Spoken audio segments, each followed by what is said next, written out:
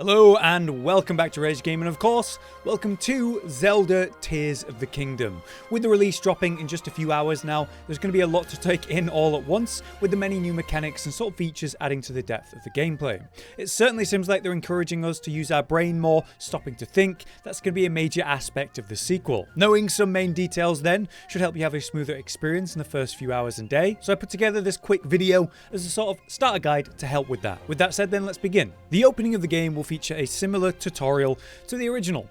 That'll provide you with simple instructions to see many new mechanics, which when completed, just like say the original plateau, you will then be free to explore in whatever direction you'd like. This ties into the new ability wheel, where we have those new ability options of Tears of the Kingdom, and the abilities are unlocked via the main story as you'd expect. In fact, the very first one, ultrahand, is at the first shrine they require you to complete. Then fuse comes shortly after that, all within say the first hour of the gameplay, just following the opening section of the game. After you complete the tutorial island and get abilities unlocked, it's a very good idea to head to the Lookout Landing. That is an important hub for the game. Not only inside that area will be a statue where you can upgrade your health or stamina when you've got those shrine upgrade materials, but we can also speak to Purah and do a side quest with her, which will unlock towers that reveal the map of course, and reward you with the all-important paraglider, giving the ability to glide and explore the game properly. Further, just like the original game, those towers will reveal the map, which makes them well worth your time. There's a total of 15 in the game, so you should always aim to complete them when remotely near one. Tears of the Kingdom's map is working on 3 layers. There's the underground,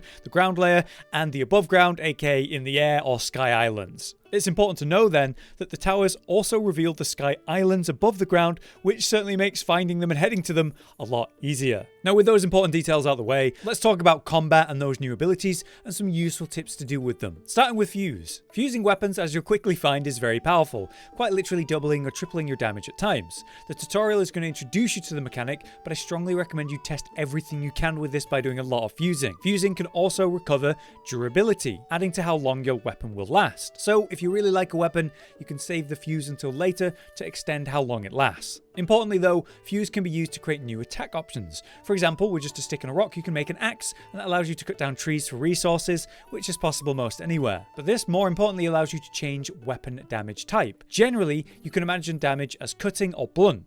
With a weapon that can chop, you can cut down things like trees as I've just mentioned, but with blunt, you're able to fight the new armored enemies. Armored enemies are basically resistant to a lot of your normal damage, unless you're using some sort of blunt damage. By slapping a rock or even one of the spike balls enemies use right onto your weapon, you can change the damage type to blunt, and from there you can actually harm armored enemies more effectively. And this is just a clear example of quickly using the fuse mechanic to great advantage. Secondly, fusing for ranged combat and element combat is a major aspect. This takes lesser used monster parts you'd end up with a lot of in the original game a lot more relevant. We've seen that clip before release where they use a monster eye to sort of make a homing missile of an arrow without needing to aim at targets. But it's actually more the slimes and ores that I want to talk about. Elemental slimes are everywhere in the original, and they're back of course in the sequel. You have blue neutral slimes, yellow lightning, red for fire, and white for ice. By defeating these, they drop their slimes, and you can attach these to say your arrows to create elemental arrows. Lightning can stun enemies, ice can freeze them, fire can deal big damage over time, and you can do all of that from range. Certain enemies are going to be weak to certain elements, and being able to do this from range is obviously going to be very useful. The thing is, those rare materials, those rare ores, they're really powerful too, and they have much more intense elemental effects. Rubies create massive explosive arrows, topaz will still electrify, but at a much larger radius, sort of like a bomb of lightning, and it's dangerous to yourself if you're too close. These are valuable items you can sell for money, but you can use them in a pinch for combat. Further, you can fuse these to melee weapons, which can work as say a heating source in cold environments with rubies, or an opal,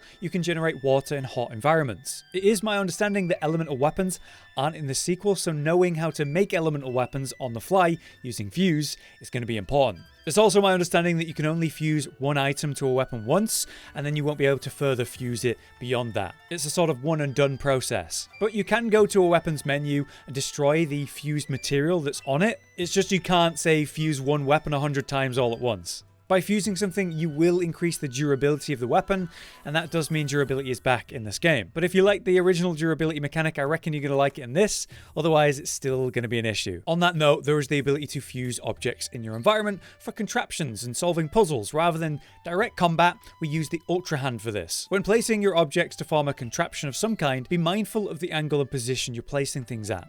Specifically with the technology-based objects like the rockets or wind turbines, the angle you place these at will determine the direction that your contraption moves at. Each individual object has its own physics, and they can and will go against one another if you place things poorly. Kites, for example, will follow actual physics. Instead of heading in, say, just a straight line permanently in a very gamey way, it'll actually drop down and gain momentum and then pull back up again. And because they've gone to all that extra effort to create lifelike physics, you're going to have to consider how you place things and how it'll actually take effect in the game. Something you will find around the world to help with these contraptions, though, are pre-placed piles of materials that can be used for building. You'll find them in sort of platforms and specific spots that are hard to miss, and they serve important purposes when you do come across them, but you can use them for whatever you like. Next, recall, which is a very simple and very important one. You can use this ability mid-combat to smoothly send shots and thrown objects back at enemies, but you can use recall to save yourself from various mistakes, especially when testing contraptions. If you send them off without you, you can bring them back and continue building, or if you want to see what will actually happen when the contraption goes before fully committing, you can watch it go and then recall it and make adjustments if you need to. That can be really handy. Finally, ascend, a little reminder for that. You can use ascend to make small or big distances very suddenly, as long as there's a ceiling or object above you to perform the action. Naturally, using this to traverse is going to be a big deal, especially when we compare it to slowly climbing everything in the original. Plus, it gives you a very quick way to leave, say, underground or cave sections you're in without having to retrace your steps to leave at the entrance. But remember, you can use this ability mid-combat, and that can be really useful. You can use it to evade or escape tight situations by going up a level or up onto a high platform, and objects are often around, say, combat zones, especially in fortresses or the bases of enemies. So using ascend to get to a vantage point and spot the useful things in the area, reveal weaknesses, move around in that way, can be a smart way to move. Like I said, Tears of the Kingdom rewards clever use of new mechanics